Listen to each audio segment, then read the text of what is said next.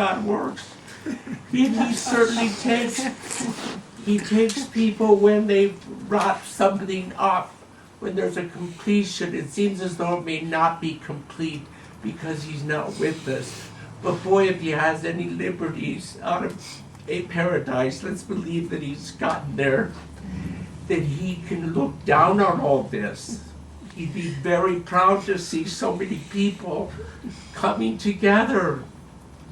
I just wanted to come and address the group and allay everyone's fears that this was a hate crime.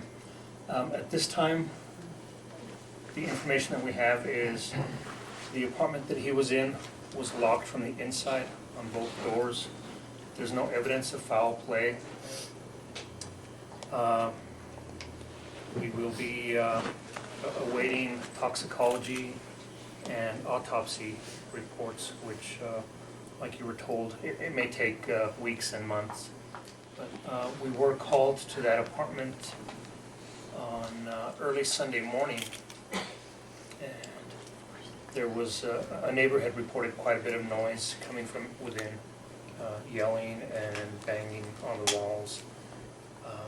The officers that had responded that morning, this was probably about 3:30 in the morning, did see Robert inside, and he was kind of flailing around and kind of just incoherent to them. They were able to get him to answer the door, and he was able to calm down, and he apologized for being loud. But he did say he had anxiety and he was unable to sleep, and he sometimes goes through that type of episode. So he assured them that he was going to be okay. They asked him if he wanted an ambulance, and he said he didn't want an ambulance. He said he would be okay. I had only known Robert for a few months, but the times that I did spend with him, I really, really liked Robert quite a bit. He was quite a guy, and I'm going to miss him as well, and I'm very sorry for each and every one of you for your loss. And then I just had a couple errands to run, and we tried to put posters up in Espanola. And it was like a lead wall. And I was saying to him, I said, Robert, I said, Espanola is really different than Taos. And maybe it'll make you feel more appreciative. Because there were, Taos has been just so embracing of pride. All the businesses, the people, the non-gay people, the gay people, and it was really a challenge for him, even though it was going so smoothly.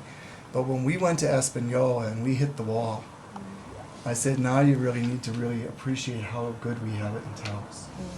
And then the other thing of it is he was so clear that this event was going to be the biggest thing in his life. He said, this is probably what my whole life is about, that I came into this world to do this work, and that this is going to be the culmination of my life. And I was looking at this guy, 29 years old, and I'm thinking, oh no, Robert, you got all kinds of things you're going to be doing. Well, little did I know that there was something profound being said and spoken in that day. It's been a few years ago, but Robert came to me and he said, Steve, I'd like to sing in church. I said, okay, Robert. He said, what are you going to sing? I don't know. I just want to sing, Steve. I said, okay, Robert. He said, I've been writing some songs. I said, okay. And so he came and he sang. And, people, first time they hear Robert or see Robert, you kind of like, wow, this guy's, he's pretty unique. There's something about him. He came to church a few Sundays ago. And some folks know Robert and some folks didn't. And Robert was here and we had some announcements. And he got up and he had stuff. He said, it's going to be the biggest parade ever. And he said, I want you to come. And people kind of like, wow. I said, yeah, we got to go. And he said, ever. I think I'm going to preach this Sunday about ever. I mean, that's a great word, ever. If you came by to volunteer for 10 minutes or 10 hours, he gave you the same expression of gratitude. You made this event amazing. And he really meant it too, you know?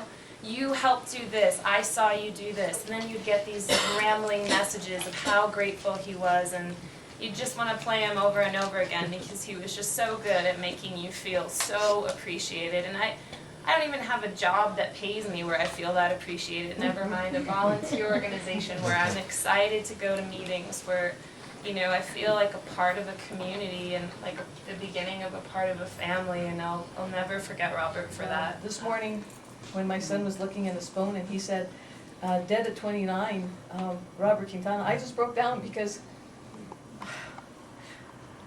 you love him. You just love him. You can't help but love Robert. And it broke my heart to know that he was gone. And but I'm glad to see that so many people love him. And I met him at a time when you know, he didn't talk about being gay. And the first time he told me, T, I want to tell you something, he said, I'm gay. And you know how flamboyant he is. I was, oh, really, Robert?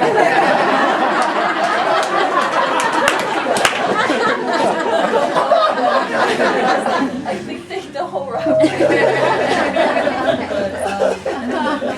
But it does my heart good to see everybody who loved him. And even for a brief moment, he was just that kind of a magnet. And I'll love him always. And I'm glad to see so many people that he was so important to. It just breaks my heart to see that he's gone. You always think that you have more time. You always think that, and you know, I encourage everybody to, you know, don't say we'll get together. Just let's do it, you know, because you know, it might not be another time. You know, it might be the last time you see that person. Maybe the last time you ever speak with them. And you know, I'm gonna miss him. I'm gonna miss him, and I love him a lot.